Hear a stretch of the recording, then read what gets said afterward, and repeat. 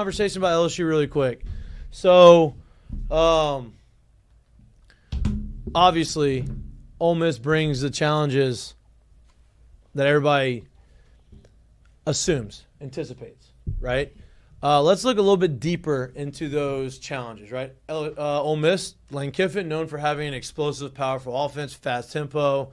Hey, get in rhythm, move. Right, as they still have that in a sense, right? They still want to play fast. They still want to get into their tempo. And they still want to dictate the tempo of the game with their offense. With that being said, they have majority of their offense in passing game goes through one guy. That guy's a little banged up. I'd imagine he's going to play and he's going to be fine. But that one guy is Trey Harris. And Jared has hit Trey's numbers throughout the course of the year.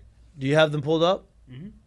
Go through his year so far and what you think that, I guess, LSU's strategy should be or can be. Well, I mean, if you look at them on the year, through those first 4 games that we talked about, the score disparity was 220 to 23, I believe, or to 22. That was the score disparity between the teams that they played. So that tells you right there, like, there wasn't much competition going on. And then they go in and play Kentucky, who's a team that did not play them last year, right? Trey Harris played on that team last year and had a great year, so they never really got to see him last year. So I'm not sure what they really thought about him on film. But the game before, when someone goes usually 11 catches for 225 and 2 touchdowns, you would imagine that that's somebody like, all right, well, we got to figure out what to do against him. It didn't matter. Still against Kentucky, he went for 11 catches for 176. So on the year, he's 8 catches, 9 catches, 10 catches, 11 catches, and finally South Carolina shut him down. But like you said, he didn't play in the second half of that game. But he's been over 100 yards 4 different times, over 200 yards one time on the year. I would imagine a lot of everything that they do has to go through him. Now, 1, how healthy is he? I would imagine he's playing, but how healthy is he? Right. 2, he's still going to be a huge part of this game plan. I would imagine you would only think that LSU is going to come into this thing and say, hey, that has got to be guy number 1. And it's the perfect time for LSU, too, because they had the bye week to implement a game plan that may be a little different than a lot of the stuff that they've been doing all year. So I got to imagine he's public enemy number 1 for them this week. He is the guy that they are trying to stop this week. And if you can stop him, because they do so much RPO stuff, because they do so much of their game runs through him, he's got 50-plus catches on the season already and almost 900 yards.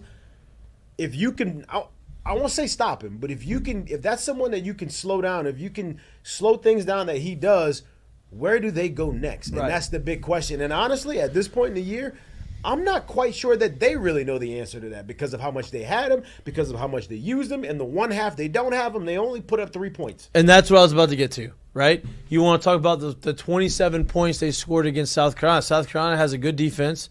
LSU put up points. LSU probably, yeah.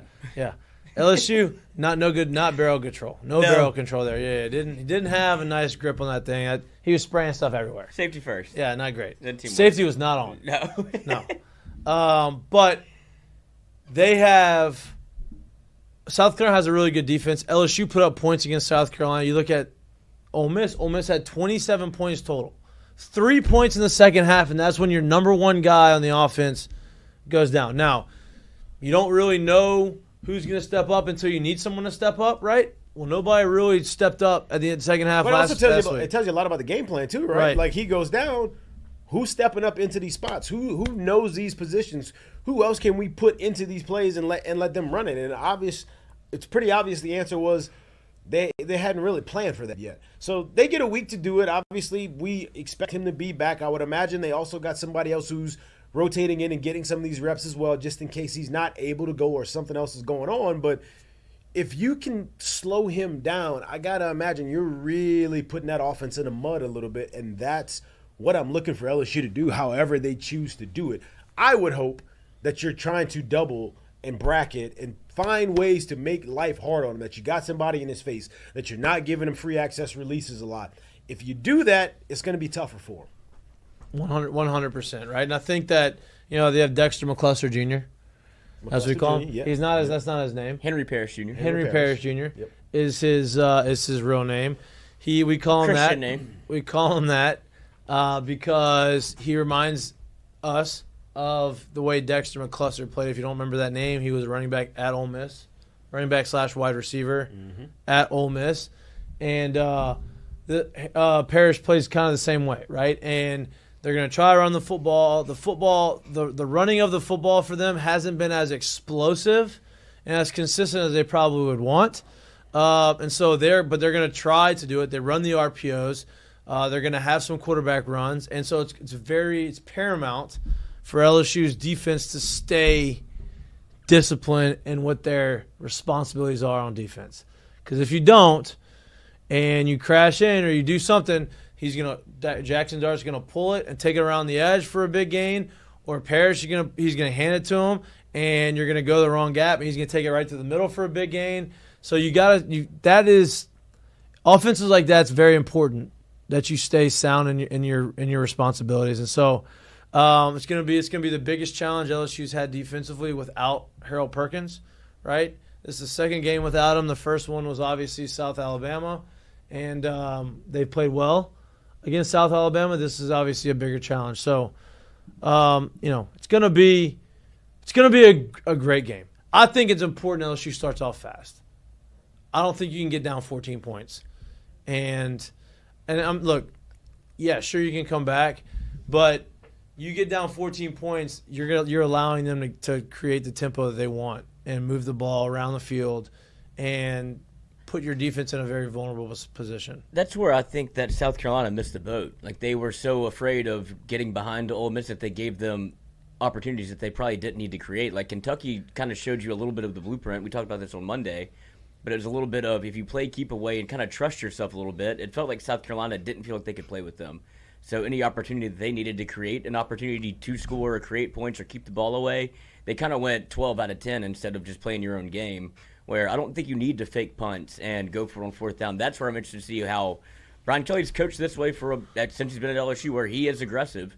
And so interesting to see what they do with the kickoff, if they take the ball, and then if on that first drive he did against USC where he went for it twice. I think the bye week came at a good time, too, for LSU. Caden Durham kind of got banged up. C.J. Daniels was banged up. Zy Alexander has gotten back in there, got a little banged up. They're all three back this week practicing. On the other side, Ole Miss, this is their 7th straight game of the year. Right? The schedulers didn't do them a lot of favors as far as studying bye weeks. Now, they haven't had a ton of... I think they played like 2 games in the city. Right. They didn't have a ton of tough competition. They were out at half. I said them boys ain't played half the year anyway. Right. Yeah. But they're still out there playing. Like, you still have the opportunity or the potential of maybe getting hurt. 220 to 22. These last two Back in them turfs. These last two have been tough. That's where they've gotten banged way up. more physical. That's where they've gotten banged up. And so now they come into LSU, back-to-back road games. I think LSU's kind of got the advantage there. Are there any other matchups that y'all like or want to see or interested, or any storylines in the game that y'all are interested in? The old trenches storyline, but the LSU offensive line to that defensive line, their transfer Walter Nolan from the other guy from Florida, the Russian. We just talked about how we're just going to say the transfer from Florida. What's his name? I forget his name. Why are you doing this to me? No, I'm not. Just forget his name. I told you it's a weird name. Well, anyway, my point is I think he's out this game, which is a big loss for them. Yep. But this is supposed to be one of the best defensive fronts in the country, for sure, in the SEC. So I do think this is a huge test for LSU's offensive line in the sense of, can you open some holes? Can you hold some time? Can you kind of control the front? Can you kind of control the game up front to be able to do the things you want to be able to do on offense? I think this is a huge test for him, because if you're not and you allow that offense that runs and likes to go fast and plays the game they play, you're going to make it real tough on this defense for LSU. If you can't sustain drives, if you can't move the ball because of the pace that they like to play with on the other side. And so I think the challenge for LSU's offense is Ole Miss. Their defensive front, as you mentioned, is their strength on their defense, and in particular interior on the interior defensive line, right? They're really good they have the most sacks in the country, so they're really good at getting after the quarterback, and they're really good at stopping the run, okay? And I think both of those things coincide, right? If you're really good at stopping the run and they can't get any push on the offensive line to get the run game going, that means there's more dropbacks that are happening with the quarterback, which means it gives them more opportunities to get after the quarterback, right? LSU's passing game has been electric, then has been very consistent throughout the course of the year. The running game has started to progress. I think that's a big key, right? If the offensive line can get a push and they can continue to grind out yards in the running game and they're able to have a little bit more balance that way, similar to what they've had over the last game and a half since Caden Durham has kind of burst onto the scene, I think that kind of holds back the defensive line just enough to be able to keep everything in rhythm. Will this be Nuss's like true coming out party? And that's the question. this is the biggest, this is the toughest game that they've probably. Will this be the one where people are like, oh, wait a second, I think they have another one at quarterback? Because I think he's flown like under the national radar in terms of what people think about him. And look, I get it. When you have a quarterback who's been here the last 2 years, who's taken 99% of the snaps, and he's a Heisman Trophy winner, and he's gone, and the guy that's been here for 3 years under him has not really played, I can see where the national media just would assume that he's not that great. The easy take is it's going to be a step back. Would assume that it's a big step back. Would assume that there's no way that there's somebody that good sitting behind someone for that long. Right. But maybe there is. Will this be the game where he kind of like, hey, welcome party, Right. I'm here. We didn't take a step back. We still are that good on offense. Will that be this type of game for him? Yeah, I hope so. Right. I mean, I think he's shown that he has the capability and the ability to do that. Right. And I think we talk about LSU's offensive line stopping their defensive line. Right. And if you flip it, their offensive line, their left tackle, their starting left tackle is going to be out. Right. LSU's defensive line has gotten after the quarterback pretty regularly this year too. Right. They've had a lot of pressures. They've had a lot of sacks. And so I think with their left tackle out, I think that gives LSU an advantage, and it gives LSU an opportunity, Braden Swinson and those guys, to be able to get after Jackson Dart, kind of make him feel uncomfortable. Because Jackson Dart has proven that if you make him feel uncomfy, and he's going to force something down there and he's going to throw the ball away. That has been the MO of a lot of Lane Kiffin's quarterbacks. It's been such a nice little surprise this year, seeing the quality and the level that defensive front has played at. And it's been kind of what we thought. We didn't really think that for sure we'd have just the front end, like top of the line type of rusher. And some guys have kind of emerged, but they've been able to kind of rotate guys in and out of there and use different guys. But you've seen guys get to the quarterback. You've seen guys get and put pressure on that side of the ball. And we weren't exactly sure that we'd get that. We were like, I know they got some guys who they feel like could, hold the point, maybe do some good things for them, but they've been a nice surprise to that defense. And I think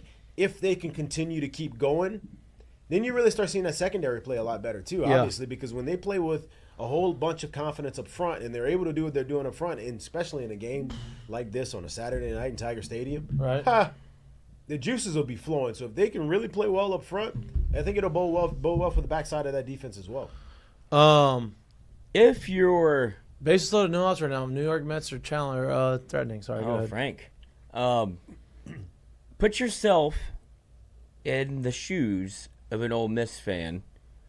How do you think that if this were the injuries that are coming out from Ole Miss, how do you think LSU fans would react if you had your left tackle out, a defensive tackle out, your best wide receiver out? Like, I feel like it's kind of being underblown. Like what I'm saying.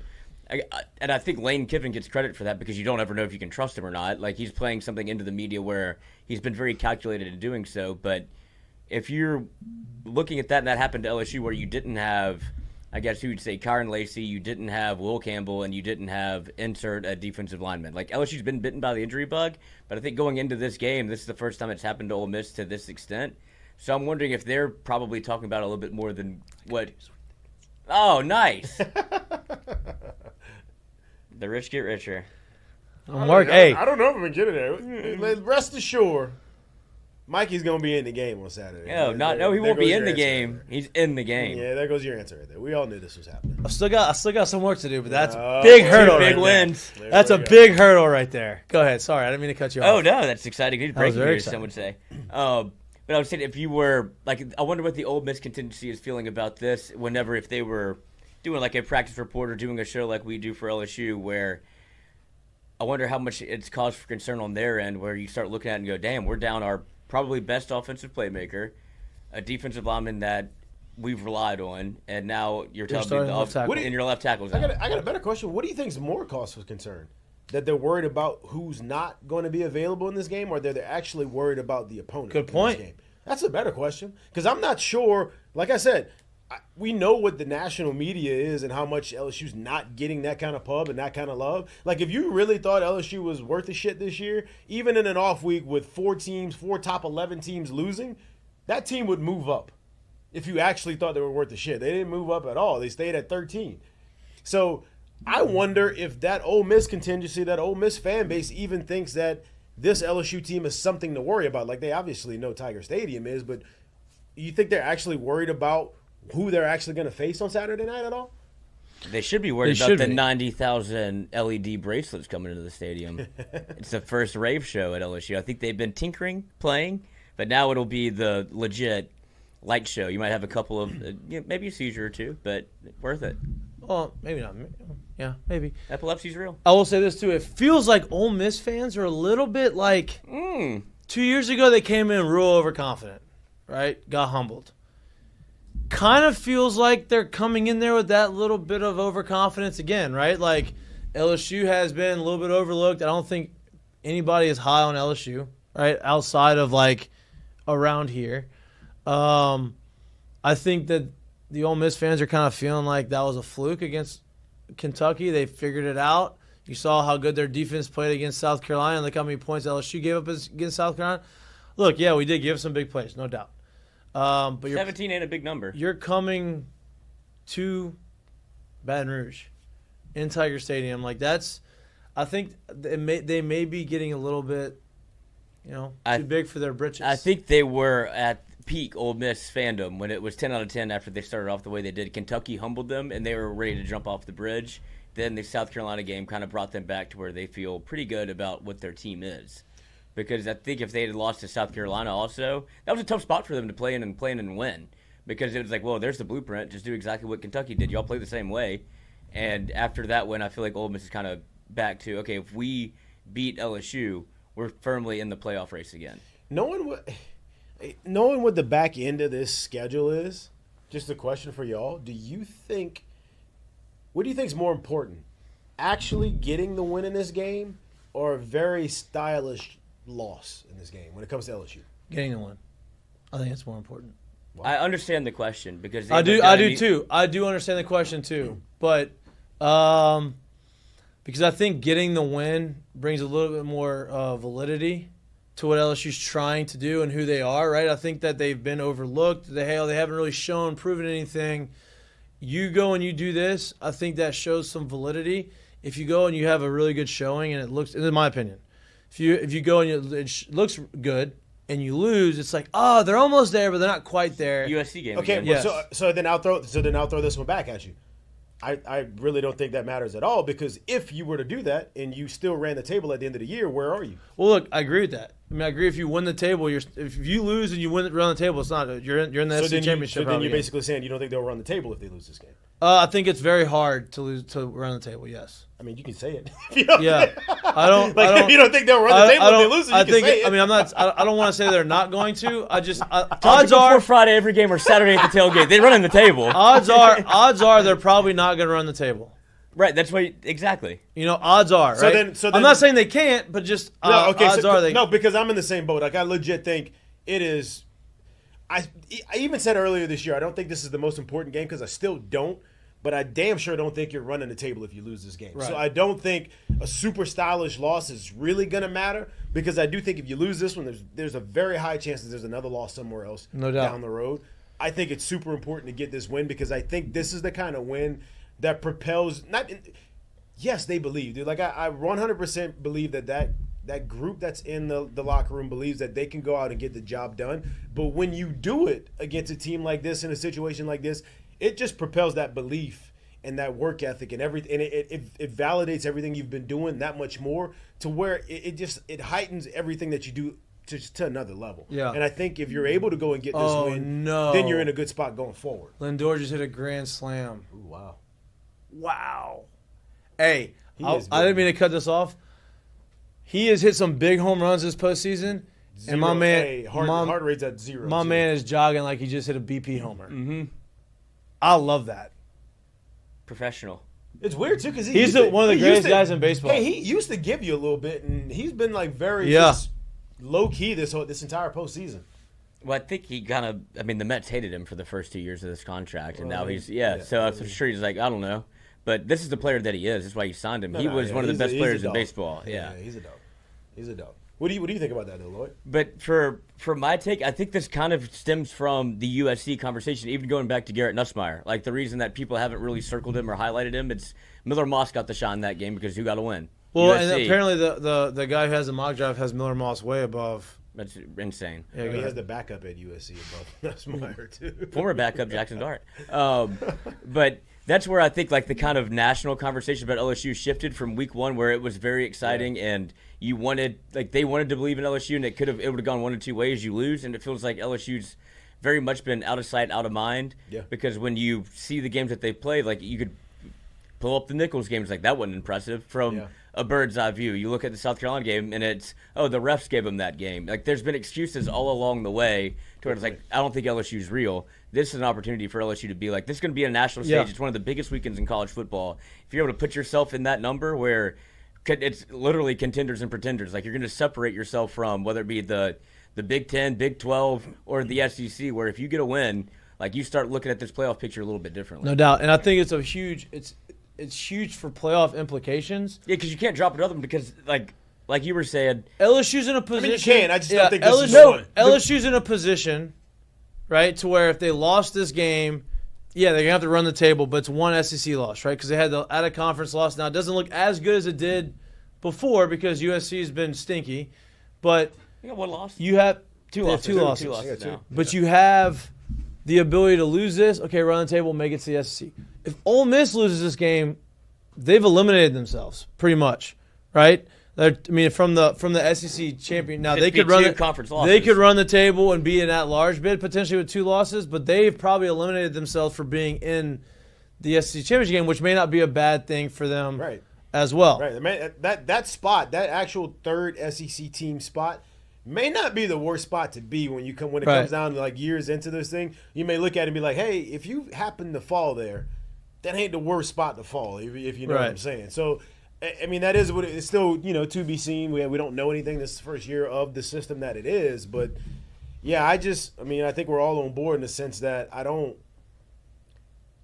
think I can see this team running the table going forward if you take an L here. And I think the reason that is because you've seen the SEC kind of cannibalize itself where Arkansas isn't bad. Texas A&M isn't bad. There's no, clear-cut bad team in the SEC. Where it's like you can look at the calendar and go, "That's a win." Well, and I'll put it to you like this too. You know what's crazy? If let's just say they do drop this game, and then you run the table, right? There's still a world where you may be sitting on the outside end of the 12 at the end of it. So let's say you lose this game, you run the table, you got one loss in the SEC, you get into the SEC championship, and let's say you get boat raced, and then now you're sitting there with 3 losses. Yep. You didn't win the conference. You could easily find yourself outside of the top 12. Yeah. Look what happened to Georgia last year. Like, I know it's a bigger playoff picture, but it's the same. And they didn't get boat race. They lost by 3. Yeah, but the last thing they saw, that's what I'm saying. They were like, we can't put them in. That's what I'm saying. Like, and they had one loss. We see this happen all the time. Look at how far, who just lost 41-10? Missouri. Look at how far Missouri just fell.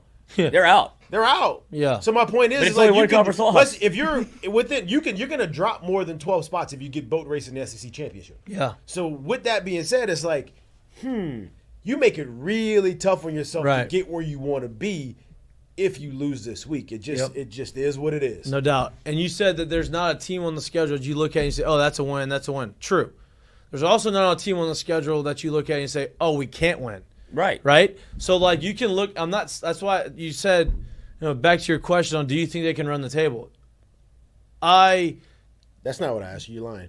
I said if they lose this one, do they have Yeah, right. Yeah. If they lose this one, do you think they can run the table? Do I think they can run the table? I think it's extremely hard. I think that you can look at every game and be like, okay, I can see them winning it, but you can also see them losing it.